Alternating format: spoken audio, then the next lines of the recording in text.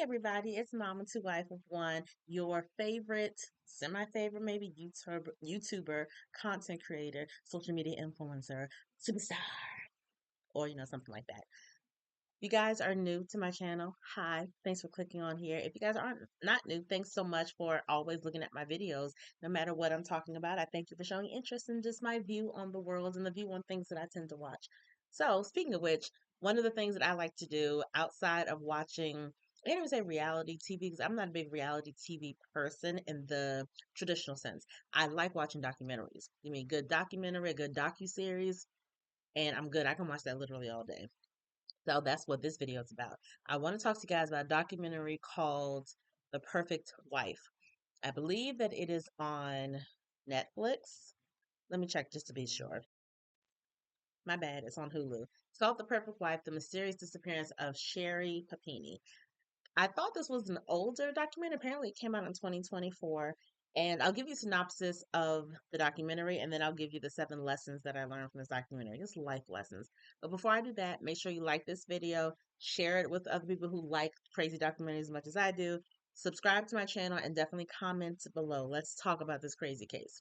So, if you guys are not aware, Sherry Papini was a blonde, I think she was 30 something year old white woman, blonde hair, blue eyes, had a husband, had 2 young kids. She just had like the ideal of looking life from the outside, right?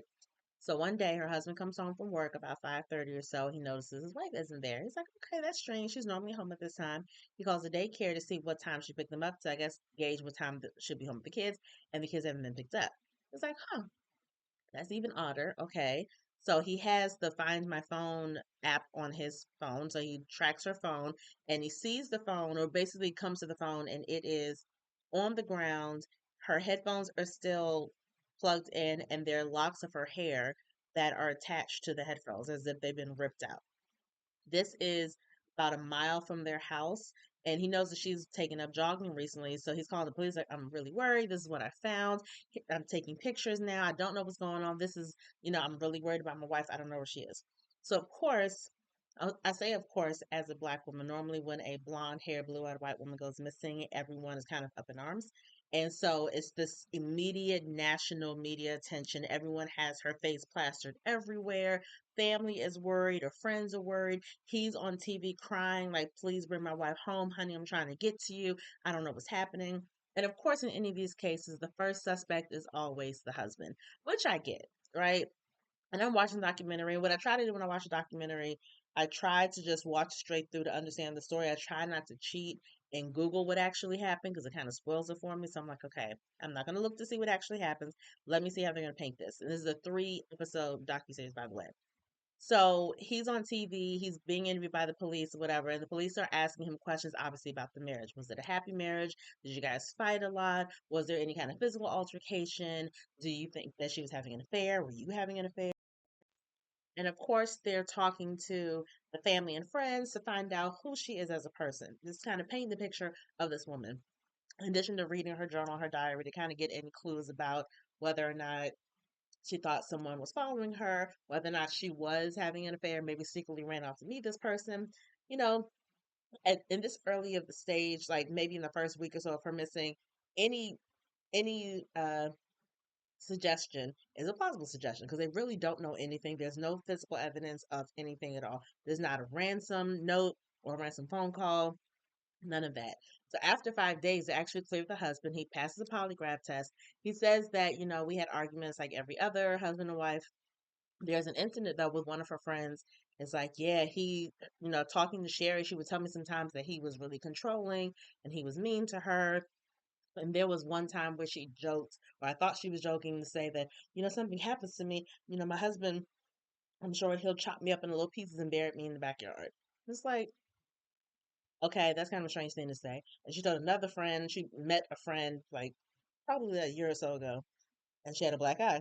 She told the friend, yeah, my husband got really angry with me and he hit me, but he said he'd never do it again. Whatever the story is.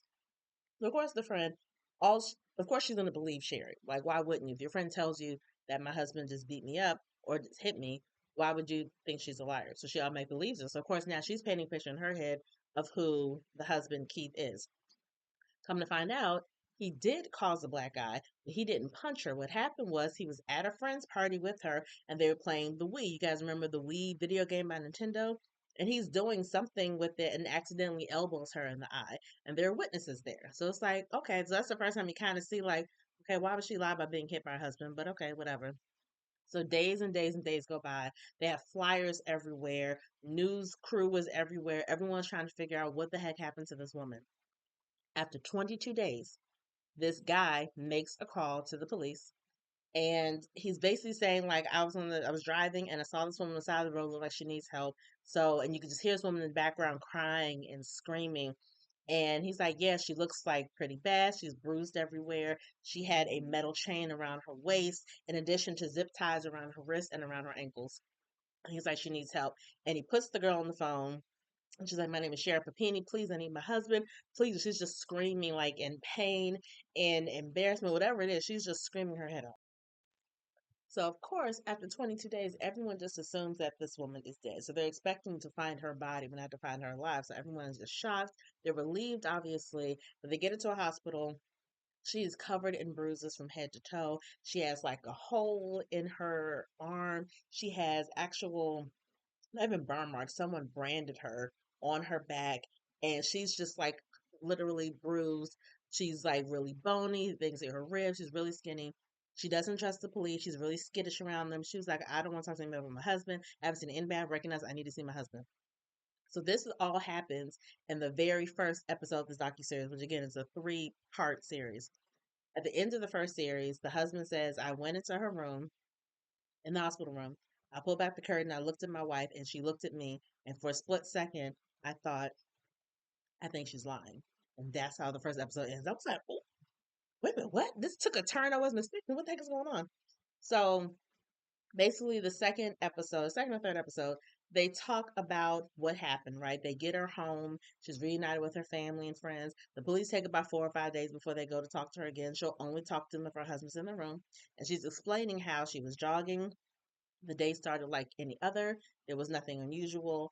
A van pulled up beside her while she was jogging, and it seemed to back up and then pull up again. It kind of was suspicious, but she thought the persons kind of need directions and kind of looked like they were lost. She takes one headphone out to hear what the woman has to say because it's like an older Hispanic woman who's at the door or at the on the passenger side asking for directions, presumably. And then at some point, the door to the van opens, and there's a young Hispanic woman there with a revolver. And of course, Sherry, being panicked, she like rips the other thing out of her ear, and that's where the hair comes from, drops her phone and everything. And she's like, please, like, don't hurt me. They toss her into the van and throw a pillowcase over her head, and she's on the floor. She drives, she doesn't know how long. She's kept in this room that's essentially a closet. There's nothing in there but there's a mattress, there's a table, there's a closet, but the closet has this unique function where it's like a wire a wire pole almost in the middle of the closet. Attached to that wire pole is almost like a handcuff, I guess, and the chain from the handcuff leads to the chain that's around her waist. So she can't go but so far. She said they basically only fed her cold black beans from a can and they just beat her up. She said the older Hispanic woman was kind of the ringleader. She was the mean one. And basically they told her that we're keeping you because eventually we're going to sell you. And with the person who's planning to buy you is a cop. So this is why she's skittish of cops and doesn't want to be around them because she does not trust them. So she's saying all this to the cop and she feels bad. She can't remember what they look like, really. She can't remember any specific features. She hates that she can't remember stuff.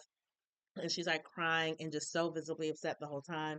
And at this point, aside from them trying to find out who these women are that she says kidnapped her, it's also her getting reacclimated to real life. And her husband is saying things like everything was a trigger for her, which obviously, if you go through something like that, it's going to be very hard for you to just kind of get back into the swing of things.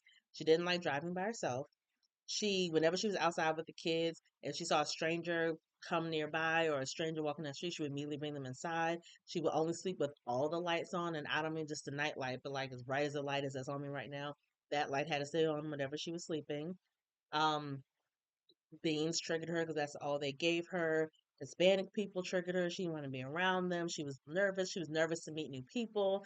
And she's telling this to like her family and friends. So everyone's like coming around her slowly but surely. But they see that she's a changed woman. She has a lot more fears. The husband said she always had nightmares, or she would wake up screaming, and it was really bad. And eventually, they go to see a therapist, and the therapist encourages her to write her story down, write it like a book. So she starts writing this book, and she calls it 22 Days, where she's talking in detail about everything that she experienced. And of course, the husband's right there by her side, helping her out. The police have no leads. They get a sketch artist to her. Mind you, this happened, the event of her being kidnapped happened in 2016. She, I want to say when they started like talking to her and trying to gather some kind of evidence, that's about 2017. And for some reason, it took them until 2020 to get the FBI to send an artist to her house so she could do a sketch drawing of who these women are. And then the drawing is basically there's like two women, both have like bandanas over their noses, so all you see are eyes, eyebrows. One has straight hair, one has curly hair. And this is also during the time in 2020 where a man that shall not be named, he was kind of the president at the time and talking about building a wall, and there was a lot of xenophobia. There's just a lot of racism against people of color, specifically brown people, but really anybody. There's a lot of racism happening. So it didn't help that this national case that blew up was from a woman, a white woman claiming that this Hispanic woman took her and constantly drugged her, and they drugged her through the food that they gave her. And so there was talk that this is part of a Mexican slave ring, Mexican sex slave ring. It was all kinds of stuff.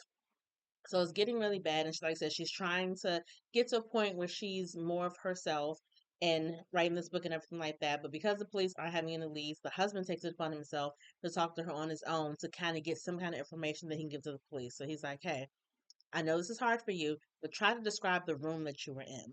So he creates this blueprint almost of what the room looked like, where the bed was located, description of the one window that had bars nailed to it, description of the closet, where was the table. Okay, describe the table to me. So he sends his blueprint to the police. He finds the table she's describing. He goes on Google to look for it, and he finds a facsimile of it. So he sends that picture to the police as well. So it's like, okay, they have something, quote unquote, to go on, but there's still really nothing there. In the meantime, he and his wife are still raising their kids and still, just being married. And I guess she's trying to forget everything that happened and trying to get back to being normal. And after a while, she seems to kind of let her guard down a little bit more and things start to calm down. And it's like, okay, phew, I'm getting my wife back. This is great. But of course, in the back of his mind, we still got to figure out who these women are. So he gives the police all this information. And I want to say around, I guess still in 2020. And this is the part I don't understand. I don't understand why it took so long for them to gather DNA. They got DNA. They said it was DNA on her person, man and woman DNA, but they don't say who the people are. I guess they can't find who those people are. But they found DNA on the clothes that she was wearing. Now, mind you, this happened in 2016. Why it takes them 5 years to get this DNA, I have no idea. I know that the way DNA works, it has improved a lot over the years, but I'm sure it was still adequate enough in 2016 that you could have gotten the DNA off her clothes. But it's neither here nor there. They get the DNA off her clothes and it matches James Reyes, who was her ex boyfriend. So they're like, okay, that's odd because obviously she only mentioned two women that took her. She didn't mention a man, definitely mentioned a man that she knew. They go to Mr. Reyes's house. Mr. Reyes, like, I know him. They go to James's house. And he's explaining, oh yeah, Sherry was here. They're like, oh, so you took her? He was like, no, she called me from a burner phone and asked me to come pick her up. And she stayed here for those 22 days. And then she asked to be taken home, basically. So they're like, okay, obviously that doesn't line up with anything this woman told us. They go to the room where she wanted to stay. They see boards on the window and they see the exact closet that she described. So they're like, okay, so she definitely was here, but she described all of this to a T. And how would she know what it looks like if she hadn't been here, right? So he's telling them, they're basically telling him, like, were there women involved? He's like, no, there were no other women involved at all. I picked her up and she asked me, okay, so he said that she asked him to board the windows. She would cook dinner for them, but then she would only eat a small portion. So that's why she was so skinny. And all of the abuses, whatever, the bruises that were on her body, some of them were self inflicted and some of them she asked him to do. This is the other part that doesn't make any sense. As a man, whether you have a relationship with this woman or not, whether you used to have a relationship with this woman or not, why would you listen to her when she asks you to put bruises on her body? Not knowing if she's going to go to the police and claim that you raped her or did something to her. So why would you willingly do that? That makes no sense. And even the brand that was on her back, he did that, but she asked him to do it. But like, why? Now, mind you, this is his testimony that, this happened. So when the police finished talking with him, there is footage of them in an interrogation room with Sherry and her husband Keith. And they're like, okay, Sherry, we found the house where you were. We found the room.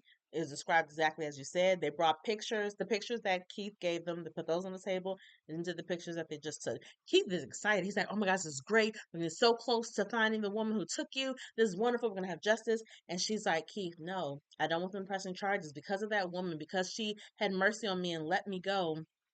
I was able to hold my kids again and I'm able to live my life again. I don't want anything happening to her. And Keith is like, this makes no sense. And I think I said that in the story that she claimed that the older woman, and the older woman was the mean one, the young woman had mercy. At some point, they got into a fight. The younger woman shot and killed the older woman, and the young woman let Sherry go. This is the story she tells people. So the police leave the room. And of course, the cameras are still rolling. So he's like, Sherry, what's going on? He was like, you're not telling me something. Something is off. What are you not telling me? And she's like, I don't want her getting in trouble. Like, I'm telling you, I don't want that. She saved my life. I just want to let this go. And he's like, what do you mean? Like, I don't get it. And they're going back and forth, not really getting anywhere. But he feels like there's something you're holding back from me. The police come back in the room. And that's when they dropped the bombshell that, hey, we found all this stuff, but we found it in James Reyes's house. And Keith knows who her ex boyfriend is. He knows the name. So you see his demeanor and his body language immediately shift. They're both sitting beside each other. But you kind of see him. He was antsy at first, like, oh, I'm excited, we're about to catch this person. And all of a sudden, he just went really still. And he's like, why would his DNA be on your clothes? Why would you be in his house? And so the police are like, yeah, he told us that he picked you up. He told us that you're the one that got the burner phones, that you asked him to abuse you, that he, dropped you off when you said you were ready to go home. And he knew nothing about anything else. You had him toss the burner phones. You had him do this. He told us all of this, and he passed the polygraph test. So what they're hoping is that she's going to break down and just admit to everything. While they're talking, she's just like, wait a minute, James was involved? I didn't see him there. How could he be involved in this? No, that doesn't make any sense. And her husband, who has known this woman for a while, he's looking at her, giving her the side eye, and then he not so subtly scoots his chair away from her. Like, I don't know what to believe right now, but I don't want to be this close to you because something's going wrong. And then she looks at her husband and says, I think I want a lawyer. He's fed up and he leaves and goes out the room. He's pacing back and forth in front of the interrogation room and she's just crying to the police, like, no, you don't understand. I don't want her getting in trouble. James can't be involved. I can't believe he's involved. I didn't even see him there. She's holding true to her story. And they don't arrest her because outside of James' confession, they literally have no evidence, so they can't arrest her. So she is back with Keith and she's acting like, I don't know why they're trying to tear us apart. This is terrible. He's like, look, you need to get yourself a lawyer. Then you need to find some place to stay because you're not coming back home meeting kids. Every day she's texting him, I love you. Don't believe them. You see, they haven't even arrested me. Like, obviously, they have nothing. I don't know what's wrong. And this goes on for, I want to say, at least a month of her not getting arrested. And Keith talks to one of his homeboys, and homeboy is like, look, at the end of the day, you have your wife's story, and then you have the story of this man that you don't even know. So at this point, you don't have physical proof that either story is true. However, how would it feel if you have deserted your wife and you've kept away from her kids and her story is actually real without you knowing that it's real or not? You should err on the side that she's telling the truth. So Keith takes that to heart. He lets the woman come back and they live with the kids and everything's okay for a little bit. And then in 2022, they finally arrest her because they found some stuff that's like, this don't make any sense. The whole thing about the man branding her on the back, they found a secret Pinterest page, and on the Pinterest page were all these pages of wood burning tools that can be used to brand a person. This is her Pinterest page, by the way. They also find, even from the burner phone, even though it's a burner phone, they were able to clock the cell tower, I guess, during the time that she rode with him. And the ride was like 8 to 10 hours from her actual house. But they were able to track enough stuff to actually arrest this woman. So they arrest her. Keith is just confused, like, oh my gosh. She's in jail or in lockup or whatever they call it before you actually go to jail. She's there for 5 days, gets released, goes to his aunt's house for whatever strange reason. She calls him over and he's thinking, okay, she's going to tell me what really happened. We're going to have a discussion about what our next move is going to be, how we're going to figure this out. What did the lawyer say? He gets there. He says she runs to him, jumps all over him, takes him to the bedroom, and immediately takes all of her clothes off. And he's like, what the freak is you doing? We haven't talked about anything. You've been in jail for 5 days. What in the world is you doing, chick? And basically, she just want to make love to my husband. I decided I'm just going to take a plea deal. And he's like, a plea deal? I thought you didn't do it. And she never immediately said, I did this. She's like, I'm going to take a plea deal, which is great. It'll only be 6 months and an ankle bracelet. That's nothing. We're going to be fine. And proceeds to try to undress him. And he's like, nah, chick, this is whack. And leaves the house. Basically, she's sentenced to 18 months because in addition to lying to the police, wasting all his police resources, her being a victim means that she was able to get $30,000 from like victim services or something in her state or in her county. So it's considered mail fraud. So she was sentenced only to 18 months, and I think she served about a year, and she moved into a halfway house when she got out. While she was in there, her husband Keith filed for divorce and sole custody of the kids. And talking to the kids afterwards, and I don't know how much he told them. I'm sure by this point they know was what happened. But in talking to them, he also found out some stuff that she did with the kids. One of his kids, I think the daughter, said that mommy used to take these rags, soak them in rubbing alcohol, put them in a Ziploc bag, and put like a string through the top of the Ziploc bag and tie it around their neck so they're inhaling alcoholic fumes for a long period of time just so she can have an excuse to take them to the hospital. So my conclusion is that she did all of this just for freaking attention. Because when she was with Reyes, he said that the whole time I was with her, we didn't have sex. So it wasn't a sexual thing. It was just, oh, I'm not getting any attention right now. I'm a stay at home mom. My life is boring. I need something to shake things up. So while she was with him on her burner phone, she watched her own coverage of all of her family members crying and looking for her and pleading for her safe return. She's watching all this coverage on the burner phone because she just wants the attention. And it's like, the whole thing is wild. The whole story is really wild. But here are some lessons that I learned from this documentary. And these are just life lessons, not necessarily lessons that I learned from that chick because she was nuts. And it's still nuts. Number one, beware of what you tell family and friends about your marriage.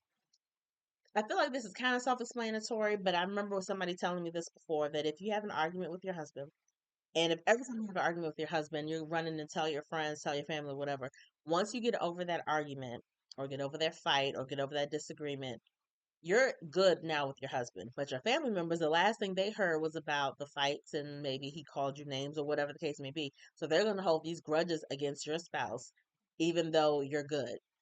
So be careful. If you choose to talk to family members about that stuff, make sure you tell them the good and the bad so they understand the entirety of the situation and not have a reason to hate or dislike or just be mean to your spouse just because of everything you told them. The second thing, always do your own research. The fact that this man, did the research, he looked into James Reyes himself. Actually, the husband did because she had told him that, oh, James had been abusive to me in the past. And mind you, if he had been abusive, she would never gone to him. But obviously, she proven that she's a liar. But when it comes to just anything, especially a relationship, do your own research. Don't always trust exactly what that person says. I mean, that I don't want anyone to assume that everyone you talk to is lying, especially a person you're dating or a person you're trying to get to know better. But do your own research. That's what Google's for. That's what LinkedIn is for. That's what social media is for. Just do your own research for your own peace of mind. Next thing, engagement doesn't have to lead to marriage. Dating is trying to get to know a person. Engagement is saying, my intention is to spend the rest of my life with you. Most people do not get engaged and married on the same day. It does happen for some people, but it's rare. Most of the time when you get engaged, there's a period of time where you're obviously planning the wedding. Sometimes you're doing premarital counseling. Sometimes you guys are moving in together during that time. Whatever that period of time is leading up to marriage, it is a lot easier to break off an engagement than it is to get a divorce. It's a lot cheaper. It's less messy. And so, just to be clear, once you're engaged, that does not mean, okay, I'm stuck with you for life. That's not what that means. Even when you're married, in this day and age, you're not really stuck with that person for life either. But again, it's a lot easier to break off an engagement if you feel like something's wrong, if you guys aren't getting along, if through marriage counseling you realize you're not as compatible as you thought you were. Just think about that. That time of engagement is time for you to really consider, A, am I really ready to be married, period? And B, am I ready specifically to be married to this person? Another thing I learned, trust your gut slash instincts. The husband had his first instinct when he saw his wife after she had supposedly been kidnapped. His first instinct was, I think that she's lying.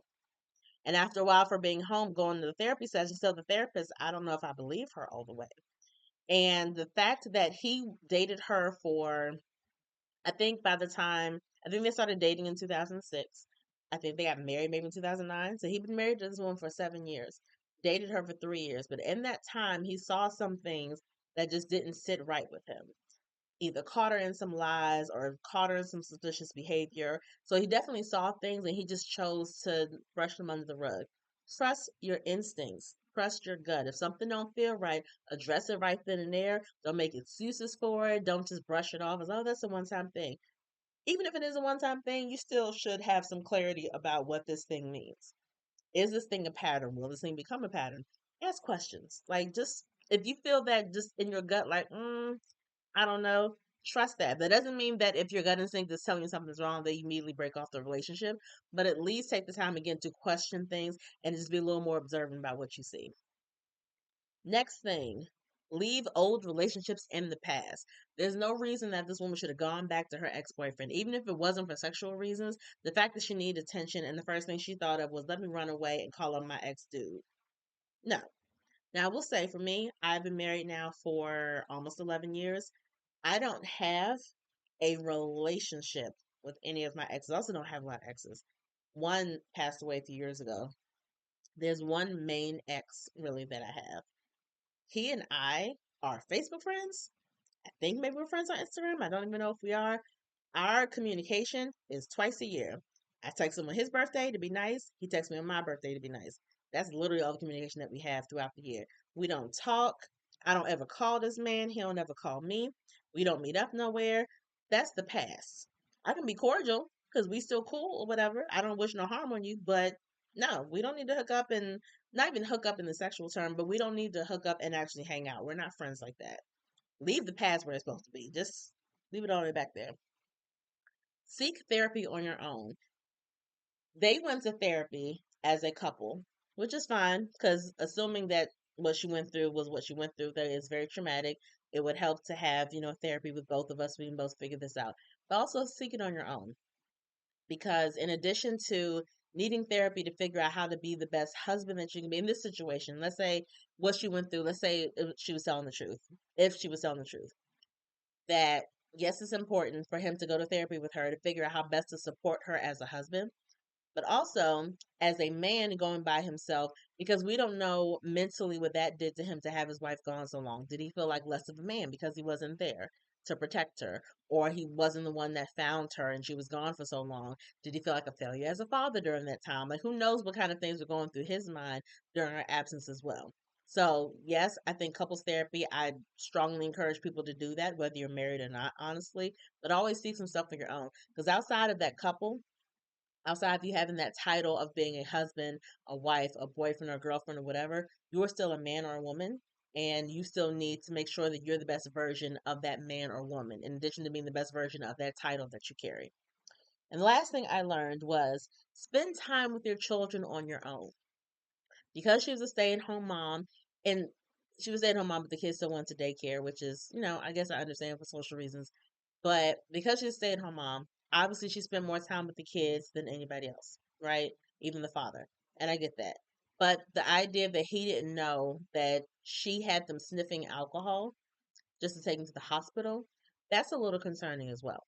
And I think sometimes men specifically get way too comfortable with women as mothers, kind of picking up the slack, going above and beyond, being super mom, that they kind of get the chance to lay back a little bit and just provide for the households and be maybe the fun parent or just the parent I'll come in and kiss you goodnight and that's I've done my daddy duty for the day. It's more than that. Spend one-on-one time with your kids, whether you're the mother or the father in the relationship. Spend one-on-one time with your kids, not so you can spy on the other parent, but just so you're fully aware of what's happening in your own household. I think that's very important. So those are 7 lessons that I learned watching this documentary, The Perfect Wife. If you guys want to see it, again, it's a 3-part docu-series that is on Hulu.